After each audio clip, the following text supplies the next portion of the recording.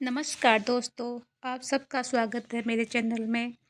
आप सबको मेरी तरफ से बसंत पंचमी की हार्दिक शुभकामनाएँ।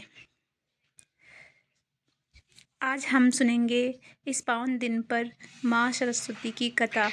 एक बार की बात है, सृष्टि के प्रारंभिक काल में ब्रह्मा जी ने जीवों का, खास तौर पर मनुष्य योनि का निर्माण किया।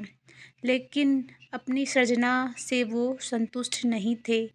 उन्हें लगता था कि कुछ ना कुछ कमी रह गई है, जिसके कारण चारों ओर मौन छाया है, कोई आवाज़ ही नहीं थी। तब ब्रह्मा जी ने इस समस्या के निवारण के लिए अपने कमंडल से जल अपने हथेली में लेकर संकल्प किया और उस जल को छिड़ककर भगवान श्री विष्णु की स्तुति करनी शुरू की।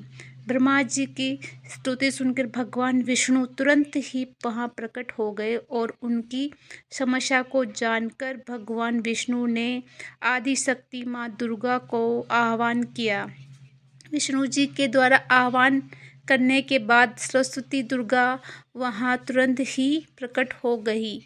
तब ब्रह्मा जी ने विष्णु जी ने उन्हें इस संकट को दूर करने का निवेदन किया।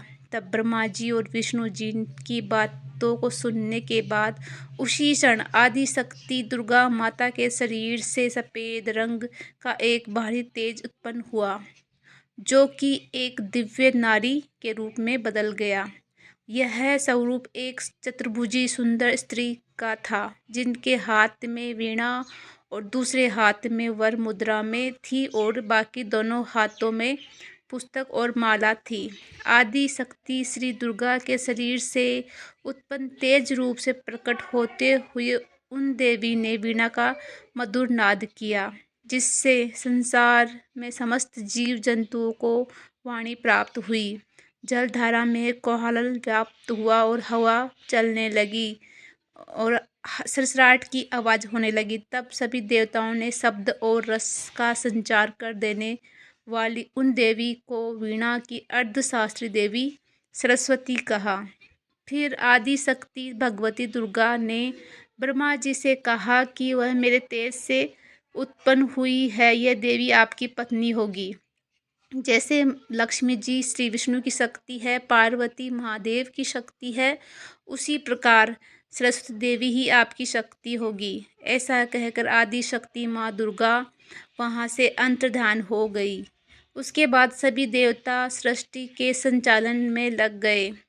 सरस्वती देवी को बागेश्वरी, भगवती, शारदा, वीणावादिनी और वाग्य देवी भी कहा जाता है। यह विद्या और बुद्धि की देती है। संगीत की उत्पत्ति के कारण इन्हें संगीत की देवी भी कहा जाता है। बसंत पंचमी के दिन यह प्रकट हुई थी, इसलिए इन दिन को इनकी पूजा और उत्सव मनाया जाता है। माँ सरस्वती परम चेतना है।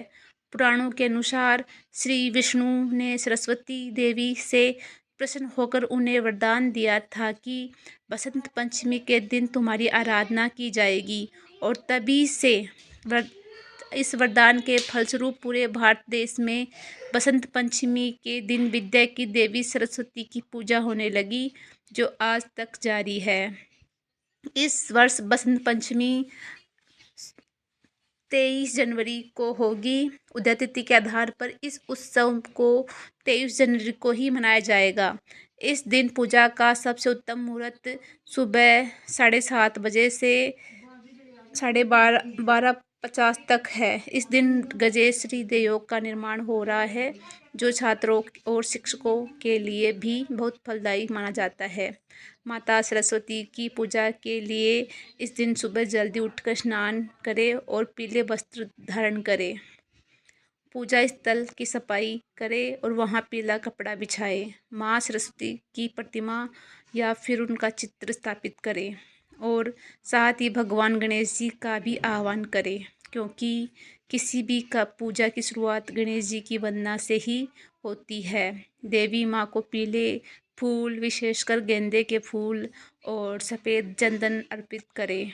अपनी पुस्तकें, वाद्य यंत्र या कला से जुड़ी सामग्री देवी के चरणों में रखकर उनका आशीर्वाद लें। माँ सरस्वती को केसर वाले मीठे चावल, पीली बूंदी या मालपुए का भोग भी लगाएं।